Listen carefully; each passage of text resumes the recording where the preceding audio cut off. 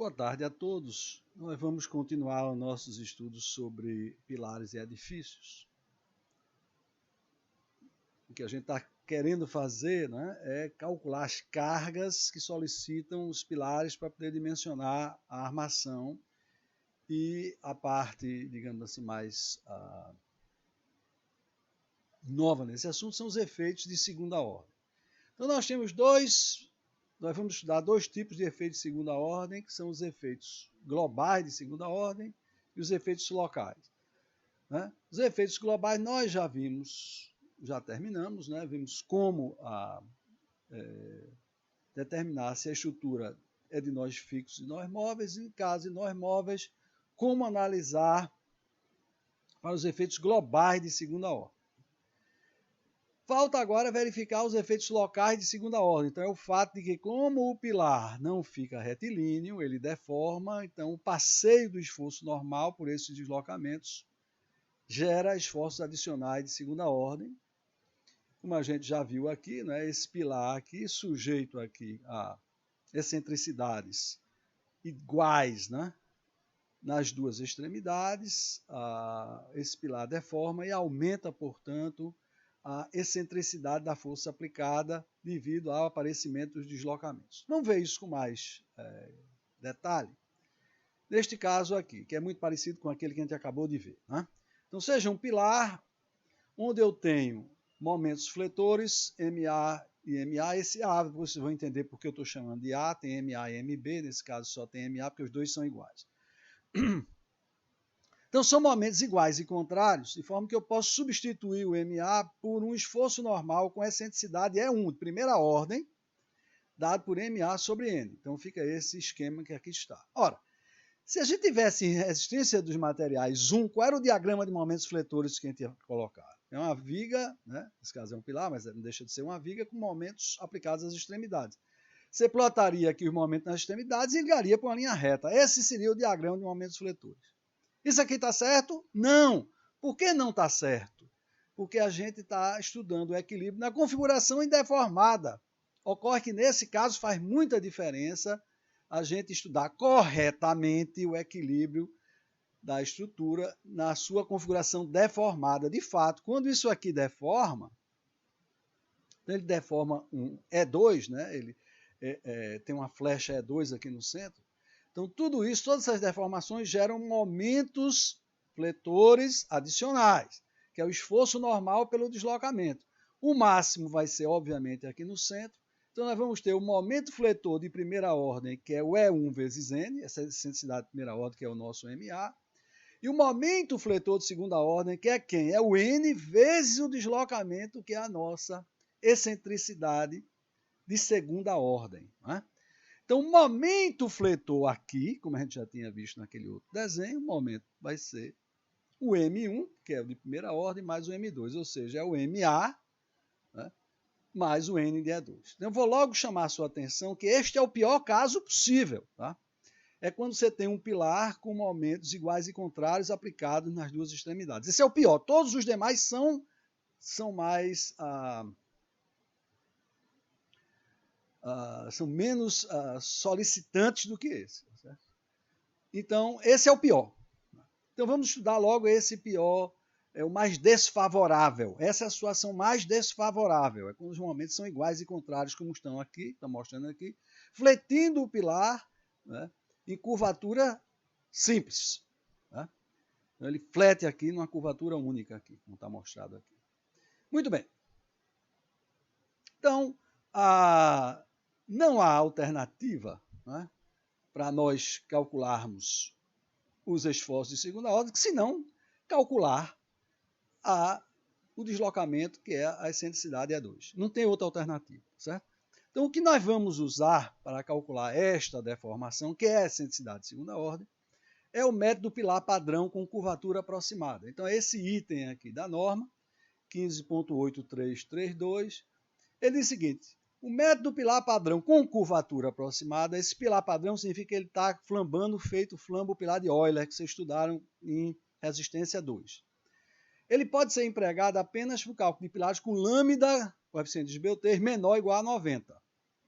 concessão constante e a armadura simétrica e constante ao longo do eixo. Veja que ele não está fazendo nenhuma limitação se a seção é retangular. Ela tem que ser constante, com armadura simétrica e constante. A não linearidade geométrica é considerada de forma aproximada, supondo que a deformação seja senoidal. De fato, né, a gente olhando aqui, a gente vai admitir que isso aqui é uma senoide. Por que senoide? Isso é exatamente o modo de flambagem do pilar de Euler, simplesmente apoiado. Então, a forma da deformada é E2 seno de πx sobre L. Né?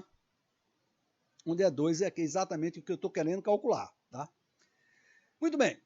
Então, voltando lá, ele diz que a não linearidade física é considerada através de uma expressão aproximada da curvatura na seção crítica. Então, nós vamos aproximar a curvatura na seção crítica. Então, olhando para cá, a curvatura nada mais é do que menos a segunda derivada. Então, derivando aqui da cosseno, derivando de novo da menos seno, e fica esse π ao quadrado e L ao quadrado. Então, fica isso aqui. Né? Então, a curvatura 1 sobre R, doravante, sua norma chama a curvatura de 1 sobre R.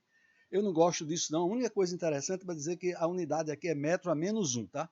É exatamente a curvatura menos W do R', essa é a curvatura, exatamente na seção crítica que é L sobre 2.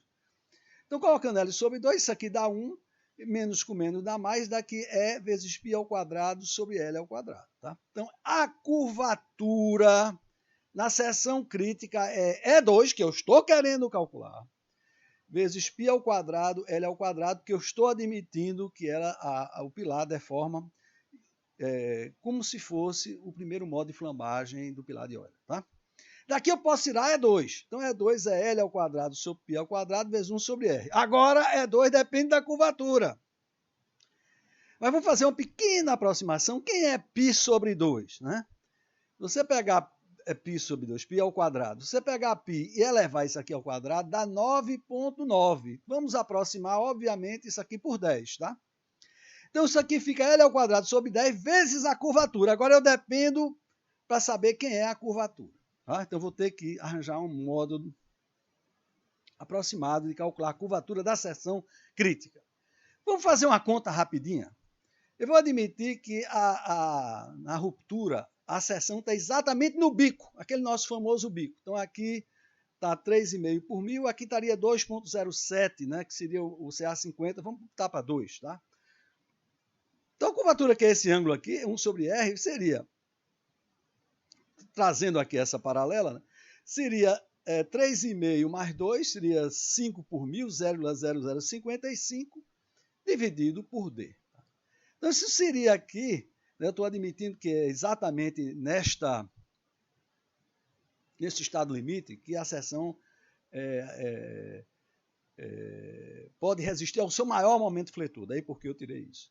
Então, veja, essa seria uma ideia, tá certo? Da curvatura. Vamos ver o que a sua norma diz. Então, a sua norma diz que a curvatura na seção crítica pode ser avaliada pela expressão 0,05 dividido por H. Veja que a nossa aqui era 0,055 dividido por D. Ele já mudou um pouco. Então, é 0,05 dividido por H. Agora, ele dividiu por Ni mais 0,5. Ni o que é? É o nosso famoso esforço normal reduzido, mas não usa o FC, usa o F de CD, tá? Não tem o 0,85 não, esse é o F de CD. Então, Ni representa o esforço normal. Então, o que ele está dizendo aqui é o seguinte, em tudo que eu aumento o esforço normal, a seção rompe com a curvatura menor. Daí porque eu posso diminuir para os esforços normais maiores. Essa expressão é válida, mas não maior do que 0,05 sobre H. O que é que está dizendo isso aqui? Se Ni for 0,5 ou mais, quem vale é essa expressão. Se Ni for menor do que 0,5, isso aqui seria maior do que isso, então vale o 0,05 sobre H. Essa é a curvatura aproximada. Em outras palavras, traduzindo em miúdos, calcule o Ni. Se Ni for menor do que 0,5, use essa expressão. Se Ni for maior do que 0,5, use essa expressão. Então, de fato, de posse da curvatura aproximada, eu volto aqui. Então, de posse da curvatura aproximada, que é dada por essa expressão, onde Ni é ND sobre AC FCD, Então, E2 é 1 sobre R vezes L ao quadrado sobre 10. Então, achei quem é o meu E2 e, é claro, eu sei quem é o meu M total. Está resolvido? Está resolvido tudo? Não está resolvido tudo. Porque o que nós vimos até agora foi o caso do pilar sujeito à flexão, a curvatura simples com esforços idênticos aplicados às extremidades. Esse é o pior caso, esse é o caso mais desfavorável. Todos os demais são mais favoráveis. De fato, por que são mais favoráveis? Vamos pegar aqui. Vamos supor que você tem aqui um momento aqui maior do que tem aqui. Então, o momento máximo vai se dar em algum lugar aqui, que é uma seção onde não há conjuminação do deslocamento máximo com o momento máximo de primeira ordem, como havia antes, tá? Como havia antes, conjuminou os dois, o máximo daqui com o máximo daqui. Agora não, tá? Agora o momento máximo se dá longe, né, onde é o deslocamento máximo. Então, de fato, você olhando aqui nesse livro, quando os momentos não são iguais, né, como ele mostra aqui, então aqui está o momento de primeira ordem, aqui está os momentos de segunda ordem. O máximo vai se dar longe do lugar onde o deslocamento é máximo. E se esse momento for realmente pequeno, for bem pequeno, não vai ter o momento máximo. O máximo é na extremidade. Não há adição de momento de segunda ordem local. De fato, né, o cenário mais favorável é exatamente o mais comum, que é uma seção sujeita a uma flexão de curvatura dupla, né? Como a gente já viu, os pilares de edifícios normalmente têm esse diagrama de momentos fletores, onde o momento corta o pilar aproximadamente no meio.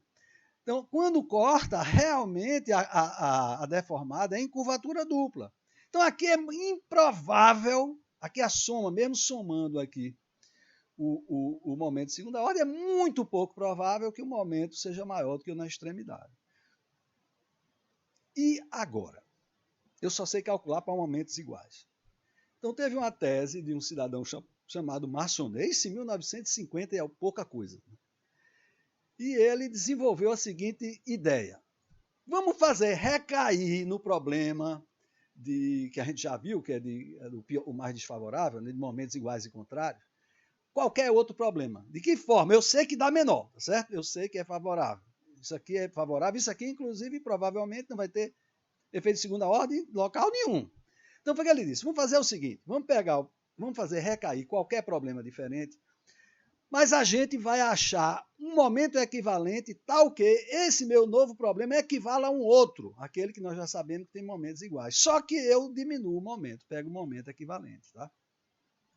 Então, isso aqui foi a ideia de Massonet, achar o momento equivalente para ficar igual, que nós já sabemos calcular, é isso? Sabemos calcular esse caso, só que tem aqui um coeficiente minorador, que é o alfa-b. O pior cenário do alfa-b é 1, né, quando os momentos forem iguais. Então, como é que essa coisa aqui está? Então, você vai pegar o maior momento em valor absoluto, que é o MA. Daí porque eu botei MA logo no início, aqui é MA e MB. O que é MA? Maior momento em valor absoluto. Tá? E vai multiplicar pelo alfa, e esse é o cara, alfa B. E esse é o cara que equivale àquele problema que nós já sabemos resolver. Isso na linha 15.8.2a.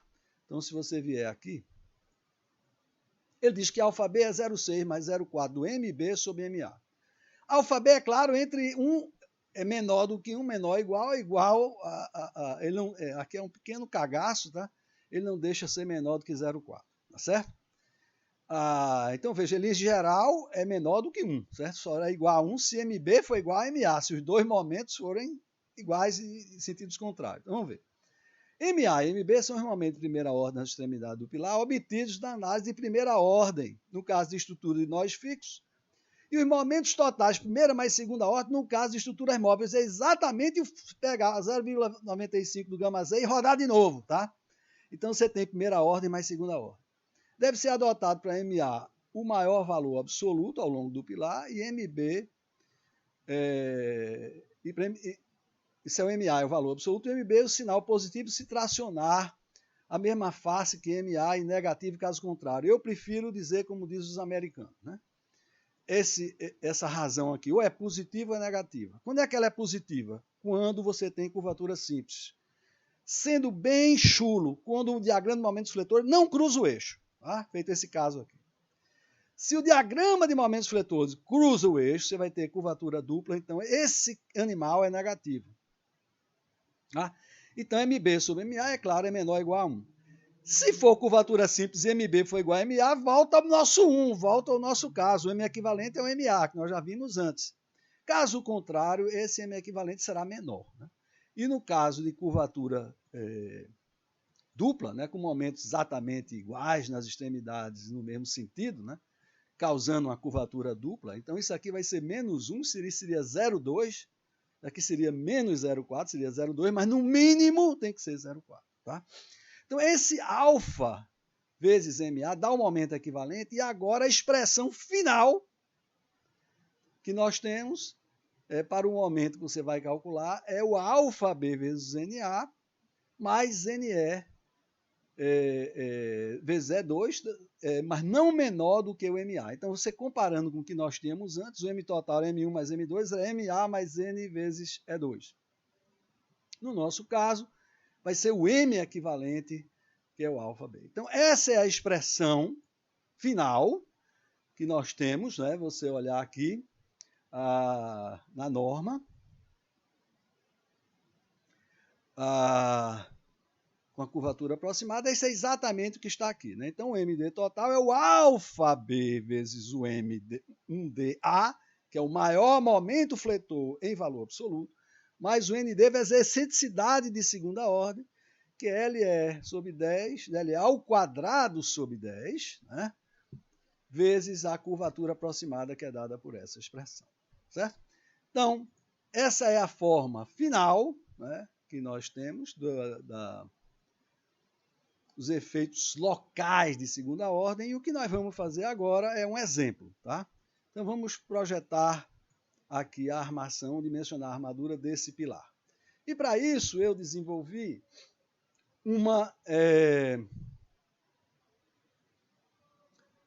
e os senhores podem, inclusive, trazer isso para a prova, um roteiro para dimensionamento de pilares. Né? Então, a primeira coisa que você tem que fazer é uma análise linear. Então, utilizando aquelas inércias minoradas devido à fissuração, faço uma análise de primeira ordem da estrutura sujeita às combinações de cálculo. Tudo bem. Isso feito, você, utilizando os deslocamentos encontrados aqui, calcula o gama Z. Né? É 1 menos delta M total D sobre 1 total D. Se gama Z for menor do que 1,1, despreze os efeitos globais, como nós sabemos, e vá para 4. Passa esse próximo passo. Se não for entre 1, for maior do que 1,3, enrijecer a estrutura. Se for entre 1,1 e 1,3, você vai achar os esforços de primeira ordem mais segunda ordem global, analisando a estrutura com cargas laterais amplificadas em 95% gama Z. Então, é isso aqui onde nós estamos agora. Né? Estamos aqui nesse ponto. A gente rodou 0,95 gama Z aumentando, rodamos, estamos em primeira ordem, mais segunda ordem, isso está na linha 15.7.4 da sua norma. Tá? Então vamos lá, 15.7.4 está aqui.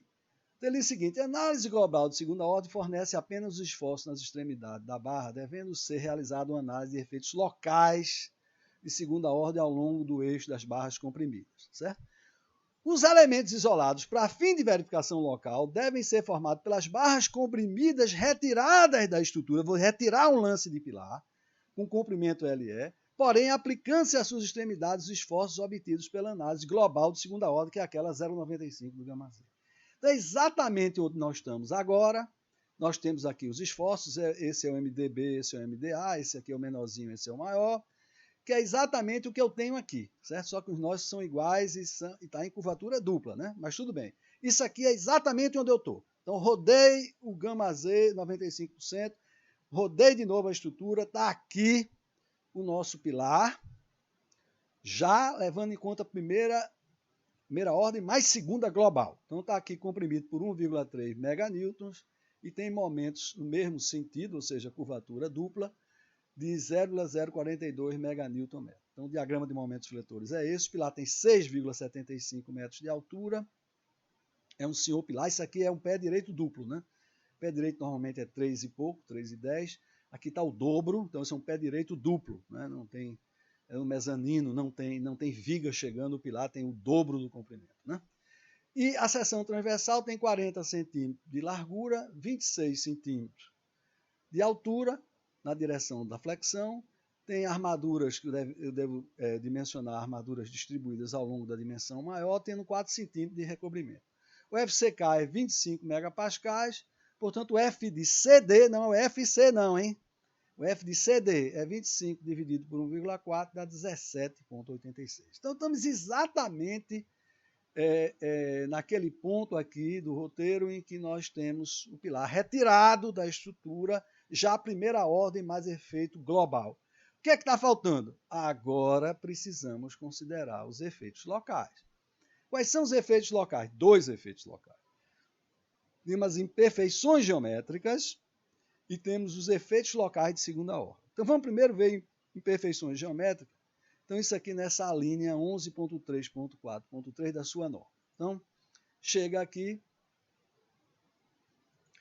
E a primeira vez que eu olhei essa norma, eu digo, rapaz, a norma brasileira é a norma mais complicada, mais difícil de usar do mundo. Ele pede que você leve em conta ou o pilar fazendo isso, ou o pilar fazendo isso, ou o pilar fazendo isso. Ou seja, de fato, né, ninguém constrói um pilar exatamente retilíneo, exatamente sem excentricidade acidental, né? Que é uma imperfeição geométrica. Mas você obrigar o cidadão a rodar, que não linear, uma coisa dessa, não existe norma mais complicada do que essa. Então liguei para os meus amigos que escreveram essa norma lá em São Paulo. Disseram, Bernardo, leia o que está embaixo. Eu logo vi que tinha alguma coisa errada. Né? Leia o que está embaixo, depois você fala comigo. Aí está escrito aqui. Ó. O efeito das imperfeições locais nos pilares e pilares parede podem ser substituídos em estruturas reticuladas pela consideração de um momento mínimo de primeira ordem. Isso aqui é cópia da norma americana, tá certo? Exatamente igual. Então ele diz, desde que você considere esse momento de primeira ordem mínimo, ND igual a 0,015 metros, aqui é em metros, mais 0,03 H, onde H é em metros, se você considerar no mínimo esse momento, nas estruturas reticuladas, admite-se que o efeito das imperfeições locais seja atendido se for respeitado esse valor mínimo. Ou seja, saiu de uma coisa complicadíssima para uma coisa simplíssima, né? Basta considerar um momento fletor mínimo. Então, voltando aqui no nosso roteiro, próxima coisa que você tem que achar é imperfeições geométricas. Então, considerar um momento mínimo de primeira ordem, né? Então, é considerar aquela fórmula, 0,015 metros mais 0,03 de H, e eu vou definir um momento dA efetivo, que é o máximo entre o máximo, que é o dA, e esse daqui. E eu não vou poder usar menor do que um desses dois, não é isso? Porque eu não posso usar um momento menor do que um D mínimo, tá? Então, pegamos aqui na nossa exemplo. Então, fizemos aqui o momento no D mínimo, é o ND, que é 1,3 meganewton, 0,015 mais 0,03 da altura, que é 0,26 do metro, dá 0,296 meganewton metro. Tá? E quem é o momento dA efetivo? É o máximo dos dois, entre 0,042, que é o mesmo, né? Em cima é igual embaixo, em valor absoluto, é o máximo entre esse número e esse, que é esse. Então, nós temos o caso em que o MdA, que é um momento realmente de primeira ordem, já é maior do que o mínimo para levar em conta imperfeições geométricas. Isso é importante, porque se NA for menor do que MD mínimo, você tem que tomar alfa B igual a 1, tá? Então, voltando aqui no meu roteiro, então, calculou aqui, se MDA for menor do que MD1 mínimo, então esse é um caso em que o momento de primeira ordem é pífio. Então, é como se ele fosse zero, certo? Então, alfa B é 1. Vamos sempre considerar o pior cenário nesse caso, né? Se isso aqui não for verdade, você vai calcular o alfa B com aquele nosso famoso fórmula de Massonet. Então, é 0,6 mais 0,4 MB sobre MA. Esse é o menor sobre o maior em valor absoluto. Isso aqui é positivo se o diagrama de momentos fletores não cruzar o eixo. E é negativo se cruzar o eixo. No nosso caso, vocês estão lembrados, ele cruza o eixo, está em curvatura dupla, que é, inclusive, o mais comum de acontecer. Então, no nosso caso, esse aqui deu maior, eu calculei o alfa B, então é 0,6 mais 0,4 de menos sobre mais, negativo, né? Aqui, isso aqui é 1. ia dar 0,2, mas pelo cagaço não pode ser menor do que 0,4. Então, alfa B é 0,4. Meu próximo passo é ver se eu posso desprezar os efeitos locais de segunda ordem. Tá? A gente já viu como a gente pode desprezar os efeitos globais. Aqui eu vou ver os efeitos globais. Por incrível que pareça, se o pilar tiver 3 metros, 3 metros e 10 de altura, muito provavelmente você vai poder desprezar, tá? Porque a esbeltez é muito pequena do pilar, do lance do pilar. Se tiver um pé direito duplo, como é o nosso caso, né? Porque no nosso caso é 6 e poucos metros, né? Feito de propósito, então você provavelmente não vai poder desprezar. Mas em geral, inclusive uma vez dei na prova, velho, me esqueci de verificar isso, resultado, os alunos resolveram a prova pela metade, porque não precisava levar em conta. Vamos ver como é que a gente pode desprezar os efeitos locais de segunda ordem, que é calculando a esbelteza, né, lambda 1, a esbelteza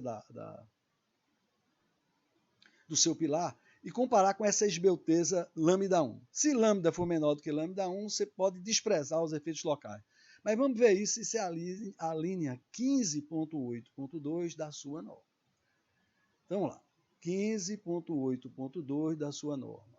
Então, dispensa de efeito local. Vou aumentar aqui um pouquinho. Então, ele diz o seguinte, olha, os esforços de segunda ordem locais, né, em elementos isolados, podem ser desprezados quando o índice de esbeltez for menor do que o lambda 1. O índice de esbeltez é isso, né, que é o comprimento efetivo de flamblagem dividido pelo raio de giração. E a partir desse valor, se ele for menor do que esse, você pode desprezar. Tá? Então, lambda 1 é 25, mas 12,5 é 1, que é a excentricidade de primeira ordem, dividido pela altura da seção na direção que ela está fletindo, né? Sobre aquele alfa B. Então, voltando aqui no roteiro de pilar, então eu devo calcular o lambda da seção e devo calcular o lambda 1. Então é 25 mais 12,5 é 1 sobre H dividido por alfa, onde o lambda é L, né? O L0 o L é L, que é a altura livre, o L0 mais H. Nós vamos sempre tomar L, a distância intereixos das vigas, né? Mas o lambda primo não pode ser menor do que 35 e não precisa ser maior do que 90. É o que está escrito aqui, que a gente passou sem ver, mas está aqui, né? Esse lambda primo com o qual eu vou comparar o meu lambda. Tá? Então vamos lá. Vamos calcular o lambda, que é LE sobre I. Nesse caso, o I é o raio de giração, que é o momento de inércia sobre a área, a raiz quadrada disso, é BH3 sobre 12 dividido por BH. Isso aqui vai ficar raiz quadrada de H2 sobre 12, ou seja, H raiz quadrada de 12. O H é 26 centímetros, né? Porque é assim que a seção está fletindo, dividido por raiz de 12 dá 7,506. Então, o lambda da minha estrutura é 675 centímetros, de fato essa é a altura em centímetros, dividido por 7,506 dá 89,9. É menor do que 90. Você já viu que isso aqui foi fabricado, né? Para você ser obrigado a usar os efeitos locais de segunda ordem. Né? Então é menor do que 90, podemos ir em frente.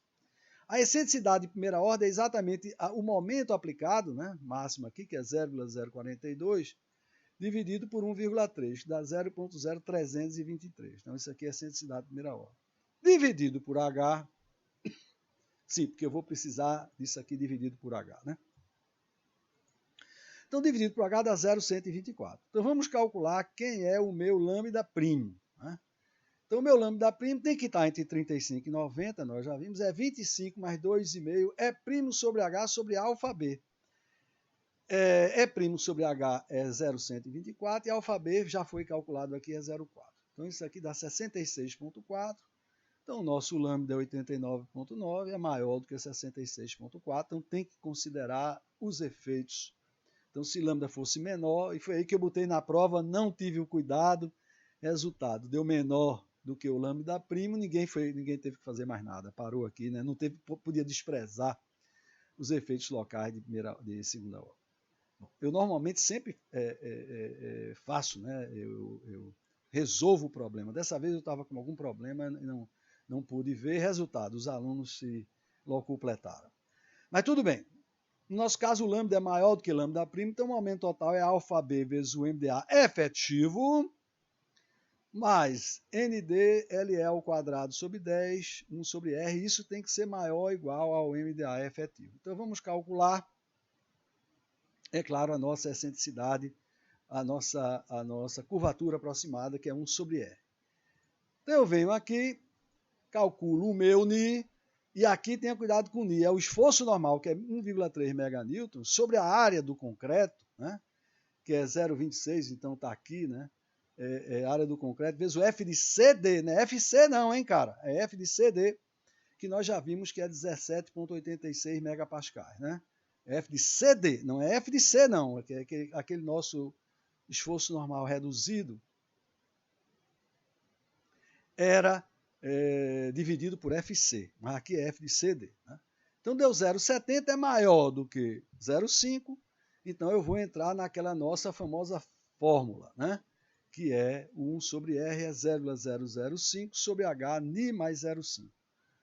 Então a gente chega aqui, coloca 0,05 sobre H, Ni mais 0,5, isso dá 0,016 metro a menos 1. Então essa aqui é a curvatura aproximada. De posse da curvatura aproximada, eu vou chegar ao MD para total para dimensionamento, e nós já vimos que é o alfa vezes o MD efetivo, mais ND vezes o LE ao quadrado, não esqueça, ao quadrado, dividido por 10 vezes 1 sobre R. Essa soma tem que ser, obviamente, maior do que o momento maior de primeira ordem, é óbvio. Né? Eu não posso somar a segunda ordem da menor do que o de primeira ordem, né? Então tem que ser maior ou igual ao momento MDA efetivo. Então, no nosso caso, o MDA efetivo, vocês lembram, né, que é 0, é o MDA, na realidade. Né? O MDA efetivo está aqui, é 0,042. Tudo bem. Então, você chega aqui, bota 0,4 vezes 0,042, mais o esforço normal, que é 1,3 meganewtons, então a gente já viu isso, né? Esse momento aqui, esse esforço normal é 1,3 meganewtons, mais LE ao quadrado, que é 6,75 ao quadrado, sobre 10, nada mais é do que π ao quadrado, né? Vocês estão lembrados, né? Vezes 1 sobre R, que é 1,016, deu 0,112 meganewton metro, que é obviamente muito maior, mais do que o dobro, né? Do que o meu MDA efetivo, que é 0,042. Então significa que eu devo dimensionar a minha armação para um esforço normal de 1,3 meganewton, que é 1.300 kN, e um momento fletor de 0,112 meganewton metro, que é 112 kN metro. Então vou ter que dimensionar para esse par. Veja que essa conta todinha foi para achar os esforços para os quais eu devo usar as minhas técnicas que a gente já estudou antes, tá certo? Então tudo isso aí para chegar cálculo de gama Z, cálculo de excentricidade adicional, local, diabo, né? Para a gente chegar a esses esforços, que são muito maiores, né? Você vê, mais do que o dobro do momento de primeira ordem, né? Então, primeira ordem, mas segunda global, hein, na realidade, né? Mas também pegou um pilar com pé direito duplo, mas não interessa, deu maior do que o dobro, então vamos ter que dimensionar para isso. Então eu vou usar aquele programinha que eu já forneci, vocês têm isso naquele diretório. Então entra com a base, que é 0,4, H, que é 0,26, o recobrimento bruto, que é 4 centímetros, o FCK é 25 megapascais, o limite de escoamento é 500, os nossos esforços para dimensionamento são 1.300 kN, e o momento fletor 112 kN. Né? Então a gente já sabe que na nossa seção, né, eu devo dimensionar com 2 camadas de armação ao longo aqui da maior dimensão. Né? Então voltando aqui, eu coloquei 3 barras, podia ter colocado só 2, podia ter colocado 4. Na realidade, eu só tenho armação na direção da maior dimensão do pilar. Pode estar quantas barras você quiser, não vai fazer diferença nenhuma. São 2 camadas de armação paralelas à maior dimensão do pilar, não é isso? Então eu rodei aqui, deu o Ni de 0,82, essa coisa. Esse é o Ni D, já não é o Ni lá dele não, né? Porque isso é dividido pelo FC, né? E a armadura necessária é 24,7 centímetros quadrados. Então voltando aqui, essa armação, né, necessária é 24,7 centímetros quadrados. Então, eu disse tentar, né? Tentar, ainda não é final não, porque lembre-se que o que vem agora é prescrições normativas na próxima aula, um mundo de coisa, tá? Importantíssima, não estou tirando valor não, é importantíssimo. Então, eu vou tentar usar 2 vezes 4, você vê que deu mais do que 3, né? Eu tinha usado 3 barras, mas não tem problema, pode estar 1000, desde que seja em 2 camadas, né? Ou só 2, também 2 e 2, teria dado a mesma resposta, tá? Então, eu vou tentar 8 barras, 2 vezes 4, 4 e 4, né? São 8 barras de 20,0, 8 vezes π dá 25, mais vezes alguma coisa, tem mais aqui, né? Então, aqui é 8 vezes π, né? 8 vezes π, são 2 vezes 4, 8, né? Dá 25,13, né? 25,13 centímetros quadrados, que é muito próximo realmente de 24,7, mas nós vamos que ver, checar um mundo de coisas, armadura mínima, armadura máxima, ver se cabe na seção, se tem espaçamento intereixos, mínimo, máximo, livre, mínimo, uma série de coisas para a gente poder adotar essa armação, uma série de prescrições normativas, mas isso é o que nós vamos ver na próxima aula. Então, por enquanto, eu estou sugerindo armar essa seção com 4 ferros de 20,0 aqui, 4 ferros de 20,0 aqui, 2 vezes 4, e vamos ver na próxima aula se isso aí passa pelas prescrições construtivas da sua norma. Mas isso é na próxima aula. Obrigado.